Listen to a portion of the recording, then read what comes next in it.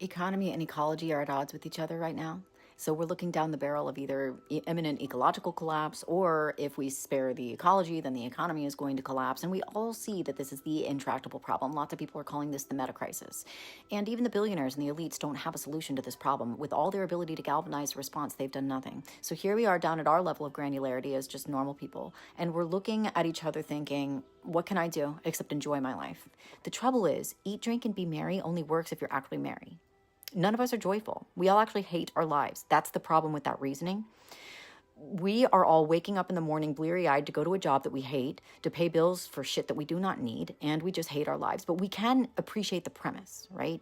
If it's looking more and more like we really are going through the 6th mass extinction event, the only logical solution is to live joyfully. So what we need to do is lay hold on that joy. And what we need is more purpose, more meaning. And I'm going to let you in on a little secret that our species knew for 300,000 years. So it's not actually a revelation at all. It's really crazy that we're having to introduce this thought to ourselves. But nothing will make you happier than basking in the sun like a little 5-year-old, just poking around on a farm, romping with the farm animals, making little terrariums for the local wildlife, getting a ladder and putting baby birds back up in their nests, calling to the turkeys because they'll look you in the face and see that you're an ape and still try their turkey language on you, which is hilarious. My cats bring me little trophies. I love the tug of my line when I'm fishing because it means that I get dinner, right? And then I smoke it over an open fire. This is like primordial joy. This is amazing. There's nothing better than that variegated garden harvest you get because you hold every little tomato up to the light like you've never seen one before because each tomato has its own personality. I haven't seen this one yet. There's nothing like the hush that falls when I erupt from my little hut, in the morning, and all the wildlife that's grazing, the deer and whatnot, they kind of look up and they gauge me, and then they go right back to what they were doing because they understand the difference between a hunting ape and an ape that's in awe, an ape that's admiring them. That's so cool that they know that. I'm a subsistence farmer, and I used to work in a cubicle, and your weather chatter with your neighbors will never give you what I have. Your idle gossip with your coworkers at the water cooler will never give you this. When I moved this far afield, when I moved this far into the country, it became impractical for me to continue my addictions. I used to do all the things, right? The alcohol, the cigarettes, the scrolling, the Netflix.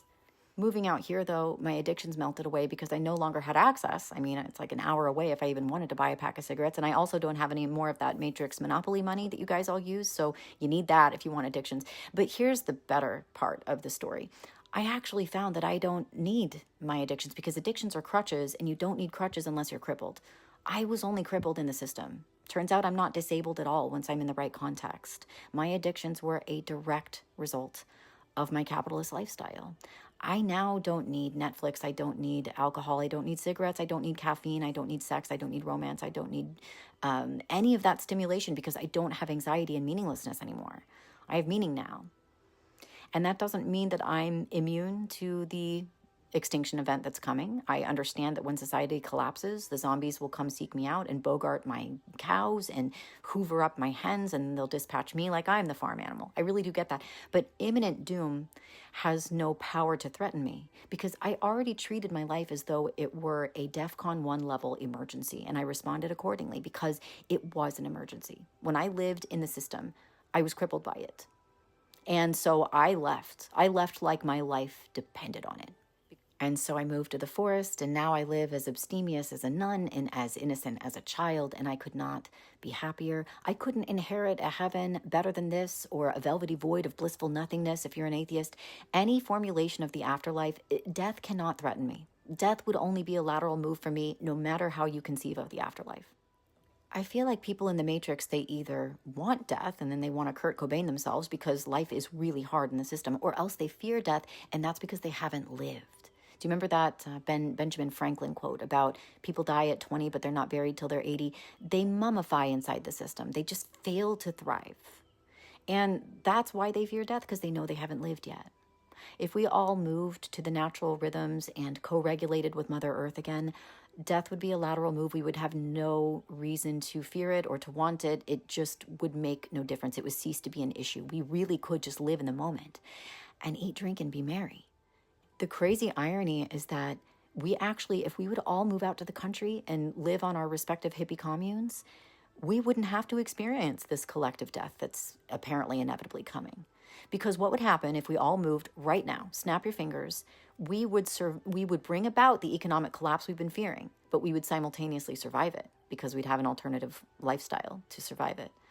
And then, incidentally, the ecological collapse wouldn't happen. So hippie communes actually could save the world. I think we've known this since the 60s. And we've all had this niggling thought in the back of our minds, like, I could quit my job and move. The difference is that I actually really did it. And, the reason that we moved away from wildness to begin with and moved to the cities, we were trying to engineer the pain out of life. But all we did is decontextualize ourselves. We thought that we wanted to prevent the snake bites and the wild animal attacks. And so we moved to where the wildness wasn't because we didn't want to risk early death out in the wilderness.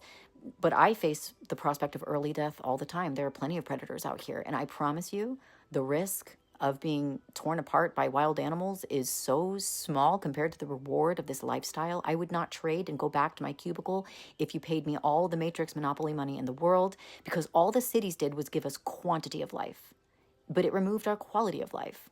If you could spend a day in my life, you would never go back to your cubicle, even if you thought that living this way could shave 20, 30 years off your lifespan. I think we have to follow our joy. I think we need to eat, drink, and be merry, except we really do need to do the joy part.